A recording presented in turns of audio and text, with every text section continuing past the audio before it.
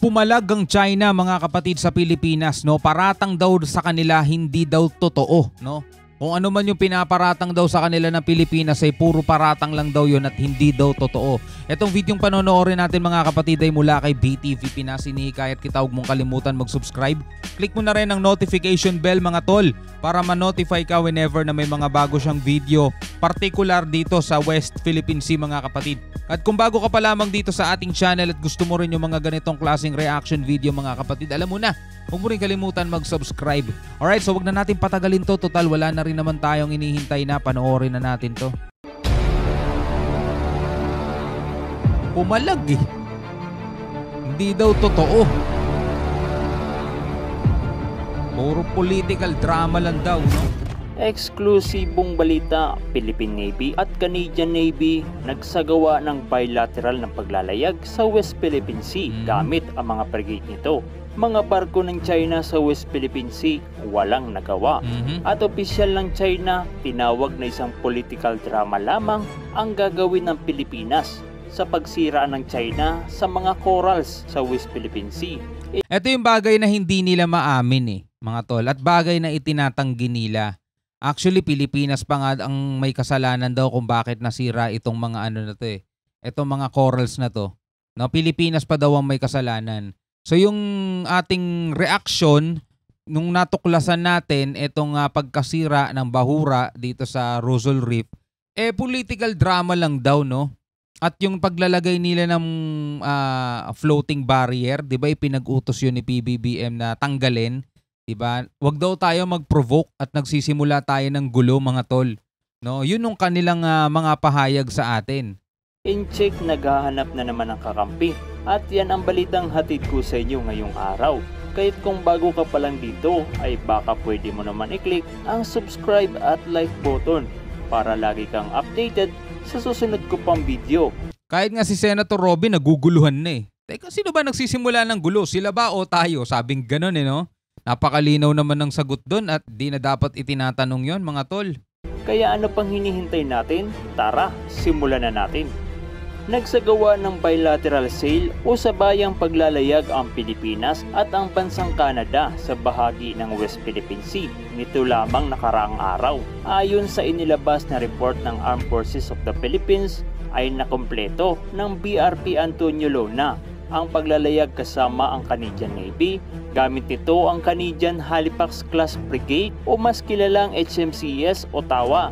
Ang ganitong bilateral sale o sabayang paglalayag ay bahagi ng regular engagement ng Pilipinas sa mga bansang kapartner sa maritime zone. Ang ganitong aktibidad ay lalo pang magpapalakas sa alyansa ng Canada at Pilipinas at magpapalakas ng matinding ugnayan at pagkakaibigan ng dalawang bansa.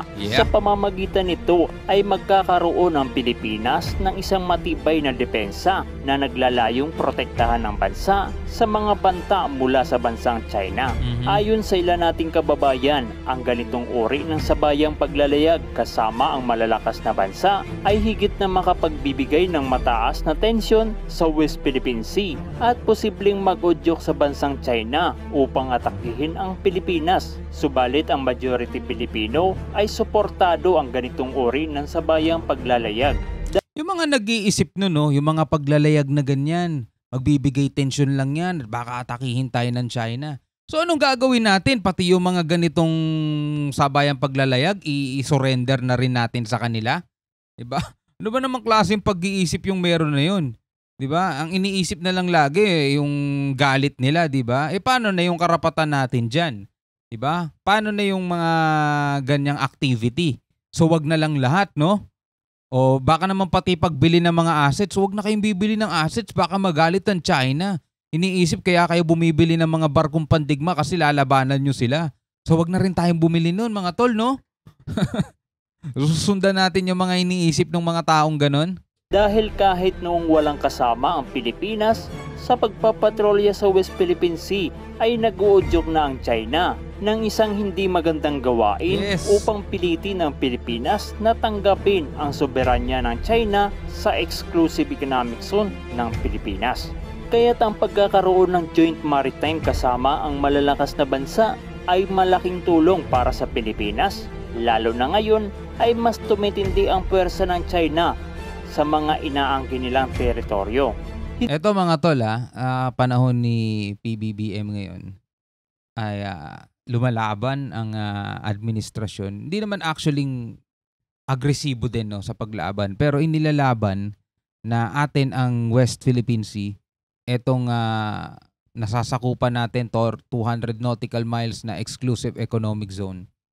Ito kasi presidente natin, ganyan. Pero yung susunod na presidente, mga tol, ano naman kaya ang magiging posisyon? Best friendin ulit kaya ang China, mga tol? Ano sa tingin ninyo, no? Kailangan yung pag-isipan mabuti yan. Kung ayaw ninyong tuluyang mawala ang West Philippine Sea, tuluyan ninyo, dapat pag-isipan to ng maigi ng mga mamamayan, no? Sino ang susunod na ilalagay sa pwesto? Dapat may sariling, may kaparehong paninindigan at ilalaban yung arbitral ruling. Dapat ipipilit o ilalaban na etong West Philippine Sea ay sa Pilipinas at hindi sa China. Hindi lamang ang bansang Canada ang nangako na magkakaroon ng joint maritime sa West Philippine Sea dahil nga noong September 4 ay nauna nang nagsagawa ng maritime activity sa West Philippine Sea ang Pilipinas at US Navy counterpart at isinagawa ang bilateral na paglalayag malapit sa Spratly Island na bahagi ng Kalayaan Group of Island sa West Philippine Sea na kung saan sa naturang lugar ay mataas ang presensya ng China at Chinese militia vessel nito. Subalit wala naman itong nagawa kundi panoorin na lamang ang Pilipinas at kasama nitong bansa na nagsasagawa ng maritime patrol sa naturang lugar. Kung marami pang bansa ang magsagawa ng joint maritime sa West Philippine Sea at South China Sea, ay mapapahina nito ang kapangyarihan ng China sa rehiyon. Lalo pa ngayon ay desidido ang mga bansa sa Indo-Pacific na alisin ang kapangyarihan ng China sa Indo-Pacific dahil isa itong malaking balakid para sa mga bansa sa Indo-Pacific at sa labas, lalo na ang China ang may kontrol sa naturang lugar. Masyado ang kasing ganitong siga uri ng sabayang paglalayag ay mas magpapatindi pa ng interoperability, kasanayan ng hukbo at naglalayong mas humusay pa ang bawat kasapi na bansa. Ang pagkakaibigan na nabubuo tuwing magsasagawa ng exercises o kaya naman joint maritime patrol ay magbibigay ng mas kapanatagan para sa Pilipinas na hindi tayo basta-basta masasakop ng sinumang bansa na may hindi magandang adhikain sa ating bansang sinilangan. Tama. At kung sakaling madagdagan naman ang asit ng Pilipinas, ay mas lalo pang titindi ang depensa ng bansa. Tama. Samantala sa iba pang balita, China, tinawag na political drama ang gagawin ng Pilipinas na pagbayarin ng China sa pagkasira ng mga bahura sa West Philippine Sea. Sa isang pahayag ng China sa pamamagitan ng spokesperson nito ay sinabi na wala umanong katotohanan ang aligasyon patungkol sa isyu at hinimok ang Pilipinas na itigil na ang paggawa ng isang political drama na mula sa isang kathang isip o fiksyon dahil kung totoo na pinapahalagahan ng Pilipinas ang kalikasan sa West Philippine Sea ay dapat na umanong tanggalin ang isinadsad na barko sa Ayungin Shoal at inakusahan pa nito ang Pilipinas na nagpapakawala umano ng maduming tubig sa karagatan at sinabi pa nito na huwag na umanong hayaan ng Pilipinas na magkaroon ng pinsala sa karagatan ang nangangalawang na barko ng Pilipinas. Ang mga pahayag na yan ng China ay tila iniwasan lang nito ang isyu, lalo't malaki ang naging pinsala ng kanilang mga barko sa mga bahura sa West Philippine Sea. Tama. At sila din ang dahilan kung bakit patuloy na nangangalawang ang barko ng Pilipinas. Tama. Dahil hindi nila pinapayagan na magdala ang bansa ng construction material upang kumpunihin ang barko ng Pilipinas kahit ito ay nasa loob ng teritoryo ng bansa. At ang sinasabi nilang nag-iimbento lamang ang Pilipinas ay parang halatado naman ang China dahil sila lang naman ang nagpapadala ng napakaraming Chinese militia vessel sa lugar. Ayon, kitang-kita naman mga tol eh. Oh, tignan nyo kung gaano karami yung Chinese militia vessels dyan mga tol.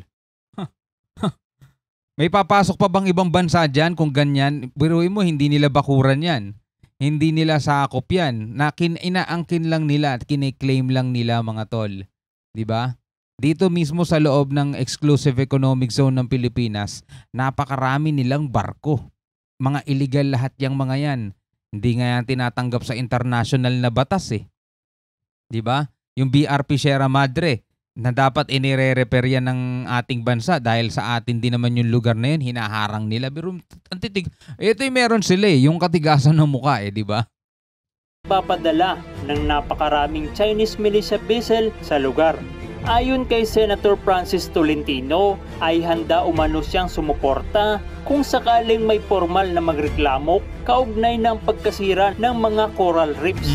At handa umano siyang maging co-petitioner sa isasampang reklamo sa International Tribunal for the Law of the Sea o ITLOS. Ang ginagawa na ito ng China ay naging taktika na nila kapag sila ay nahuhuli sa isang maling gawain na kahit mali ang kanilang ginagawa ay pinipilit nilang maging tama upang hindi sila tuluyang masira sa international community upang kahit papaano ay makakuha sila ng simpatya at kakampi. Hay nako, iba ka talaga China, huli na nagdi-deny pa. Sana all. Hindi na bago sa atin yun mga tol, yung ginagawa nilang pangharang, 'di ba? Kapag nabivideohan sila, ginagamitan nila, binabaliktad nila. Sinasabi nila wala daw kasing paalam ang Pilipinas diyan. At magpapaalam sa kanila, hindi naman kanila 'yan.